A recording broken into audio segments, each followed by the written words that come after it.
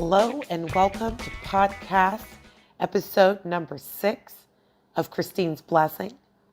I'm .com, and I'm actually really surprised it took me this long to do a podcast about one of my cats, considering I have 7, and there surely is a lot to talk about with them.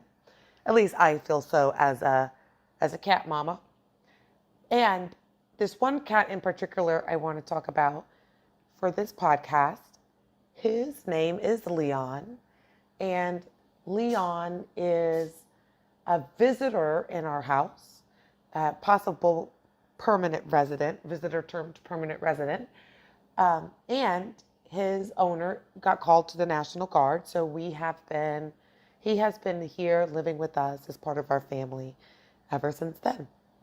So Leon, when he first came, we were told was litter box trained. And come to find out, well, somewhat litter box trained. He wasn't fixed, which meant he was peeing everywhere. And when he was going into the litter box, it was like right in front of the litter box. Right? So all in all, it's just super frustrating, super annoying, super frustrating. You know, we are trying to do this good deed, right? Thought we checked off all the boxes, asked all the questions we needed to ask.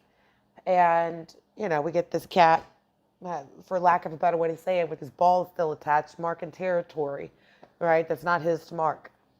So we, had him neutered, and, that ceased the spraying everywhere, which was great for us, right?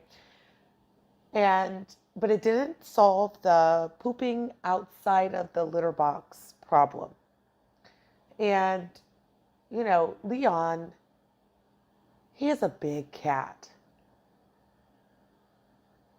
He is like a really big cat, like solid, like firm jaw. He just eats. He's like the cleanup. He's the cleanup guy. He comes through. He eats all the food after all the other cats are done eating, and he's eating his food. He is a big cat. So there was a lot for me to resist around how he was as a cat, which is going to lead me to my topic today, because I actually learned a lesson from him. Right? So I have 6 cats pre-Leon. One of my cats who also refused to use the litter box is like, fine, then you can be outside cat. You can come inside every once in a while, but you don't get to stay inside. You got to be outside. And so here was this cat not playing by my rules. And I want you to know, I fought tooth and nail with him to get him to play by my rules. If you're going to be in my house, you're going to play by my rules. Right now, I know I'm not a parent, right, of a human kid. And I know if you are a mom or a dad listening to this, you've said this. And if you're a kid, your parents have said this to you. Right? So you're going to be in my house, you can follow my rules. And it just was back and forth with this cat. And finally I just was like, you know what, Christine, he's a freaking cat. If I can't stop him from doing this, he just needs to be outside. He just needs to be outside. Now, some of you may be thinking, wait, we thought you would have been done put him outside, Christine. Did I not mention how adorable this cat is? And he is so snuggly, and it just, you can't snuggle with a cat outside. Like, where am I supposed to sit, on the ground next to the ants? No, thank you. If I'm going to snuggle with the kitty cat, I want to be comfy in my bed. Right? So there was like this dichotomy I found myself in, wanting to be with him, wanting to pet him, wanting to cuddle with him. But yeah, in the same vein, like, you just can't have him be in the house. So I can't actually tell you what I did differently. I can't. I just know who I was with him shifted, like, was different. And I stopped interacting with him like I already knew him, right? Like, I stopped being right about, I know cats. I already have 6, right? I know how to do this thing. I know how to break you in. I know how to bend you my way, right? Like that.